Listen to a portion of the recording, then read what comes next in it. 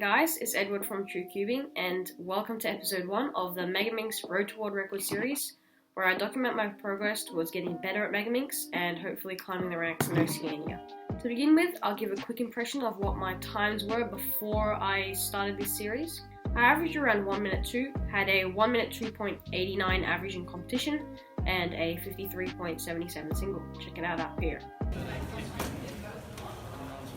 My at-home PBs were a 49.25 single, a 59.85 average of 5, a 1 minute 1.66 average of 12, and a 1 minute 4.45 average of 100 if I'm not mistaken. Now, the first goal that I set was to become more consistent and average sub-1, so basically getting a sub-1 average of 100. I also needed to improve my last layer recognition and relearn a few PLL logs I'd forgotten. So in the past few weeks, I decided to grind some solve to reach that sub-1 AO100 barrier, and as they say, practice makes perfect.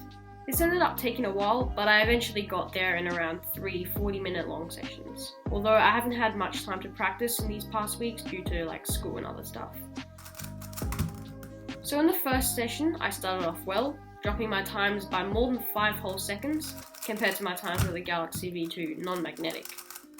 However, then I stagnated around the flat 1 minute range, getting sub-1s in about 60 to 70% of my solves. I ended the session on a high note after achieving my first sub-1 AO50.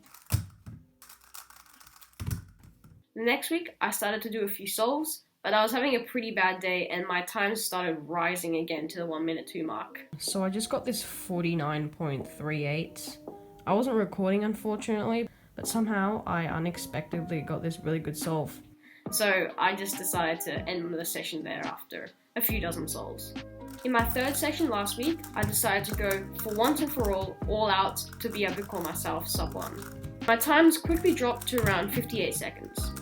I came within 0.2 seconds of my PB single twice, broke my AO5 PB at 54.19 and AO12 at 56.26. However, every time my AO100 was around 1 minute 0.06, you wouldn't believe how hard it was to break that sub-1 barrier. Why? Oh man.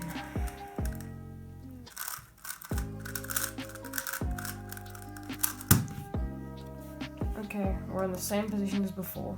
0.02 away from the sub-1 average.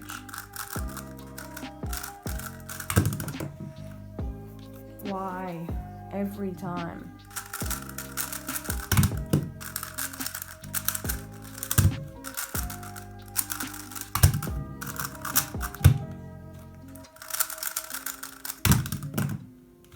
We're so close. I just needed a sub 55.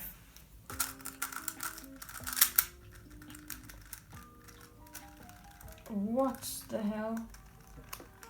Oh my god. A pop. I've never experienced that on the Megaminx. Oh my god. That is so sad. What?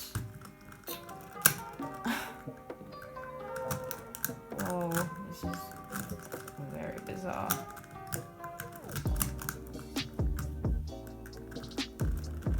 I kept choking, and finally after 3 tries, on my 4th attempt, I finally summoned the strength to break the sub-1 average of 100 solves. Sub-1! Let's go! Finally! Oh man, that took way longer than I expected. Wow, after 3 fails, I finally got it. Ugh. I show you here. Finally, sub-1 A100. So now, more than 90% of my solves are sub-1 on a good day, and maybe 60 to 70% on a bad day, although normally I just stop practicing that event if I'm doing terribly and switch to a different event. I also definitely feel like I'm more consistent now, but my PLL recognition still needs a bit of work on. So while editing this video, I didn't realize how many times I actually paused to recognize my PLLs. So in this first one, I paused for a bit to recognize a 5-corner cycle, but I got it in the end with a small mess up. In this second one, I had a clockwise 5-corner cycle, and I paused for so long it was ridiculous. but I finally got it, and it was quite a rare case, so I guess I can excuse myself. In this third one, it was again that 5-corner cycle, but I actually messed it up, so I had to redo a 3-corner cycle at the end. In this fourth one, it was again that really difficult 5-corner cycle. It's really hard to recognize it because it has like no headlights. It's really awkward. And again, this one is out of frame, but it's again that evil 5-corner cycle that messed me up. For example, one of the ALGs I have difficulty recognizing is this one. So it's like, yeah, okay, it's like one of these like 5-corner cycles, and you have to recognize it by looking at it like this. So I like place my fingers, and if the stickers match here and here, then I know it's that ALG.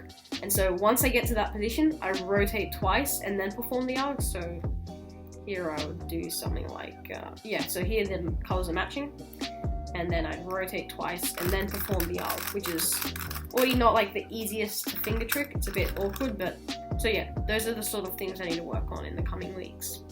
I'll also try to look for a website which can train your Megaminx ALGs, so if you guys know any, please leave them down in the comments below, and I'll be sure to check them out.